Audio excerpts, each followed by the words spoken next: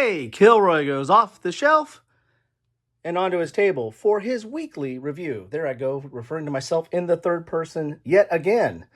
He really should stop doing that. I started off with ancient civilizations of the Middle East and then worked my way up through history. Did I get to the modern days? Well, not exactly quite.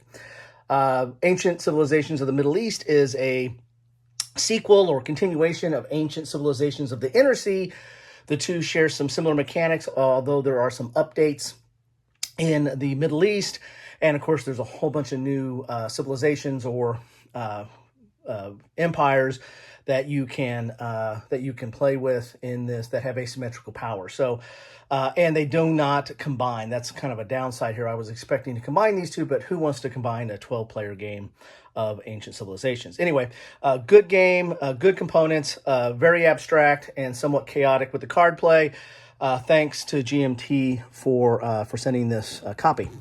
Next, I went to 1522 and the Siege of Rhodes with Nothing So Well Lost.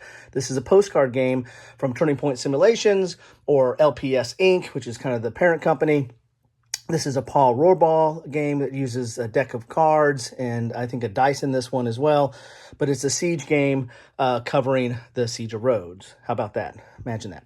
Then I went to 1642 to 1646, the English Civil War, with This War Without Enemy. This is published by Nuts Publishing, designed by Scott H. Moore. This is a block game. It has blocks and cards to do your activations. Has a beautiful map and very nice components in that regard. Next, I went to Clash of Sovereigns, or to 1740 to 1748 in the War of Austrian Succession. This is a game designed by Bob Kalinowski, and who is also the designer of Clash of Monarchs, and these two share similar mechanisms and systems. I think there are some changes in this one, or some updates in this one, and this kind of, I think, predates or is a prequel to Clash of Monarchs, I think, in timing. This, again, is from GMT Games. I want to thank them for the copy. Then I went diving in the bargain bin, or did dumpster diving, and found Empires in America. This is Victory Point Games. I got this in the bargain bin at my friendly local gaming store. It was really kind of a steal here. It was a used copy, but everything was present and accounted for, and included actually the expansion kit to this game. This is part of the States of Siege system that Victory Point Games made so popular and innovative, and is a good solitaire game covering the French and Indian Wars, or the was it 7 Years War in America? Is that what it was? Anyway, but now we're up to God, what time period are we up to here? 1754 to 1762. So we're getting somewhat modern.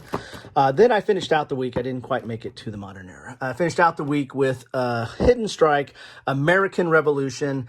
This is a game from Worthington Publishing, a game by Maurice Suckling and Dorian Richard. And this is a kind of an abstract version of the American Revolution that uses cubes that have different size cubes, have different size strength values, and it's kind of an area control. You're trying to control certain regions of the soon-to-be American East Coast. And there's card play to maneuver those cubes around and to replenish your cubes. And there's also fleets as well.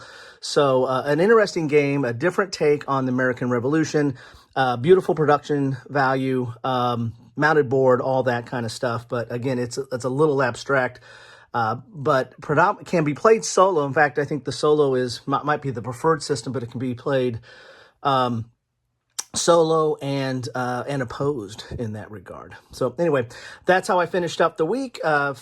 If you stopped by, thank you for stopping by. If you haven't stopped by yet, please do take a look at what's going on Kilroy Was Here, and have a good one. Dan needs a video. There it is. Dan needs a video. Dan needs a video. Oh my God. Hey, cup of Joe. I don't got time for coffee.